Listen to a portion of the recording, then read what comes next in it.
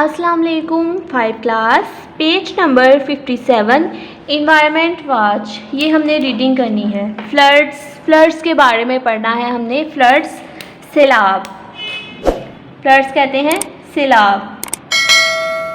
In July 2010 heavy monsoon rains caused massive flooding in Pakistan.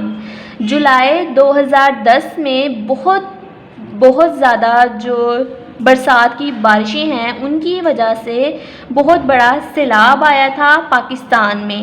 Date affected, जिसने मुतासर किया था almost all of the country, तकरीबन पूरे मुल्क को। जुलाई 2010 में मानसून यानी बरसात की बारिशों की वजह से बहुत बड़ा सैलाब आया था जिसने मुतासर किया था तकरीबन पूरे मुल्क को। फर्टाइल फार्मलैंड, जरखेज़ खेतों की ज़मीनें वाज डिस्ट्रॉयड, तबाह बर्बाद हो गई थी बाय द फ्लड वाटर्स, सैलाब के पानी की वजह से, एंड रेन और बारिश की वजह से। फर्टाइल फार्मलैंड, जरखेज़ खेतों की ज़मीनें वाज डिस्ट्रॉयड, तबाह बर्बाद हो गई थी बाय द फ्लड वाटर्स, बारिश के पानी की वजह से, सैलाब के पानी की वजह से, एंड रेन और बारिश की वजह से। फर्टाइल जरखेज़, फार्मलैंड खेतों की ज़मीन, डिस्ट्रॉयड तबाह बर्बाद होना, फ्लड वाटर सैलाब का पानी। तो जुलाई 2010 में बरसात की बारिशों की वजह से एक बहुत बड़े पैमाने पर यानी बहुत बड़ा सैलाब आया था पाकिस्तान में। डेट अफेक्टेड, जिसने मुतासर किया था almost all of the country, तकरीबन पूरे मुल्क को। फर्टाइल फार्मलैंड, जरखेज़ खेतों की ज़मीन वाज डिस्ट्रॉयड, तबाह बर्बाद हो गई बाय द फ्लड वाटर, सैलाब के पानी की वजह से, एंड रेन और बारिश की वजह से। When flood water subside the land, when flood water subside, जब सैलाब का पानी कम हो गया या धीमा पड़ गया, the land is not the same, जब उसका सैलाब का पानी कम हो जाता है तो ज़मीन जो है वो एक जैसी नहीं रहती। जब सैलाब का पानी कम हो जाता है तो ज़मीन एक जैसी नहीं रहती। द रिच टॉप साइल वेनिशिस, जो ऊपर वाली मट्टी की सबसे ऊपर वाली लेयर होती है, वेनिशिस गायब हो जाती है। वेनिशिस गायब हो जाना, सबसाइड कम हो जाना, धीमा पड़ जाना, वेनिशिस गायब हो जाना। तो जब सैलाब आता है या कम हो जाता है, आके जब कम हो जाता है सैलाब, धीमा पड़ जाता है, तो ज़मीन एक जैसी नहीं रहती। जो सबसे ऊपर वाली लेयर होती है, जो टॉप साइल होती है, जिसे हम रिच टॉप साइल कहते हैं, वेनिशिस वो गायब हो जाती है। And sediment covers the surface, और सरफेस सतह पर गार जम जाता है, यानी सतह पर गार जम जाता है, उसको उसने कवर कर लिया होता है, ढांप लिया होता है। ज़मीन की सतह पर गार जम जाता है और उसकी top soil, rich top soil जो है वो वेनिशिस गायब हो जाती है।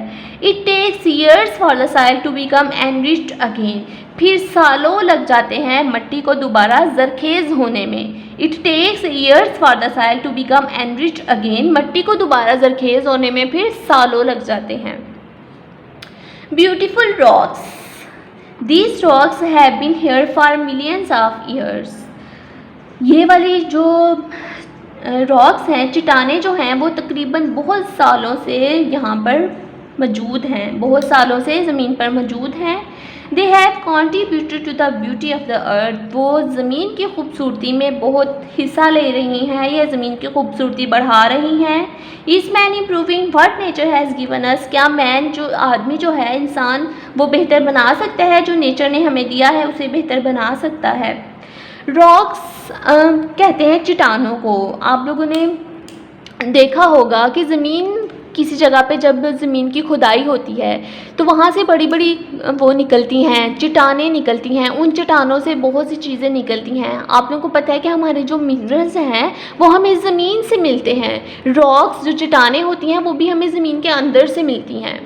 तो वहाँ पे बड़ी बड़ी चट्टानें होती हैं, उनको जब निकाला जाता है ज़मीन के अंदर से तो उनसे हमें बहुत सारी मेटल्स मिलती हैं, सिल्वर, गोल्ड, ये सारी की सारी चीज़ें ज़मीन के अंदर से हमें मिलती हैं। इन्हें मादनियात कहते हैं, मिनरल्स कहते हैं। तो रॉक्स जो हैं, चट्टानें जो हैं, वो ज़मीन की खूबसूरती में हिस्सा ले रही हैं, मतलब ज़मीन की खूबसूरती को बढ़ाती हैं।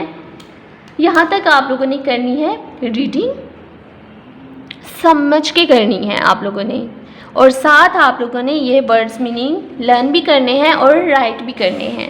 वर्ड्स मीनिंग साथ आप लोगों ने लर्न भी करने हैं और राइट भी करने हैं। अब डायरी राइट कर लीजिए, पेज नंबर 57 रीडिंग, ये पेज नंबर यहाँ से यहाँ तक reading plus words meaning learn plus right.